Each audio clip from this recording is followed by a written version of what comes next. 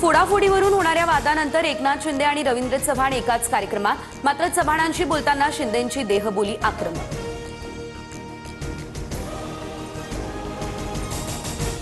तुम मुझे कब तक रोकोगे, शेरो शायरीतून श्रीकांत शिंदे यांचा इशारा। माझ्यासाठी खड्डे खोदलेल्यांचं काय झालं हे सर्वांनी पाहिलं, विकासाचं राजकारण करा, श्रीकांत शिंदे यांचं रवींद्र चव्हाण यांच्यासमोरच हे वक्तव्य। डोंबिवलीमधील निधीवरून एकनाथ शिंदे यांच्यासमोरच रवींद्र चव्हाण आणि श्रीकांत शिंदे यांच्यामध्ये झोपली।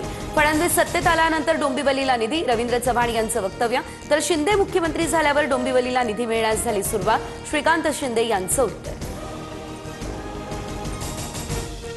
पुण्यात पवारांसोबत युतीसाठी अजित पवार हेच आग्रही असल्याचं चित्र।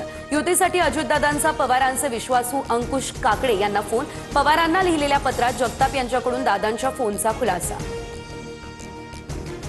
एकनाथ शिंदे यांच्यामुळेच भाजप सत्तेत, शंभूराज देसाई यांचं मोठं विधान, राज्यातले इतर पक्षही देवाभाऊंच्या इशाऱ्यानंच चालतात, लोढा यांच्या विधानामुळे महायुतीत खटके।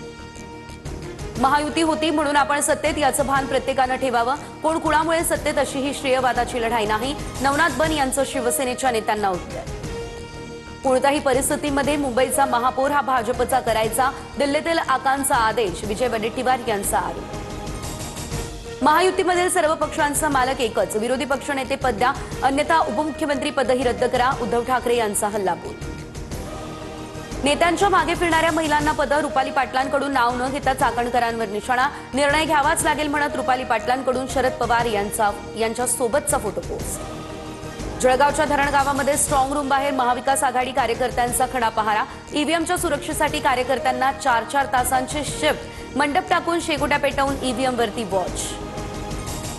मुंबईच्या चुनाभट्टीमध्ये ईस्टर्न एक्सप्रेस हायवेवरती आंबेडकरी अनुयायी आणि पोलिसांमध्ये वाद, दक्षिण मुंबईमध्ये परवानगी नसल्यानं रिक्षातून आलेल्या अनुयायांना अडवलं, 2 तासांनंतर पोलिसांनी रिक्षा सोडल्या, आंदोलन मागे।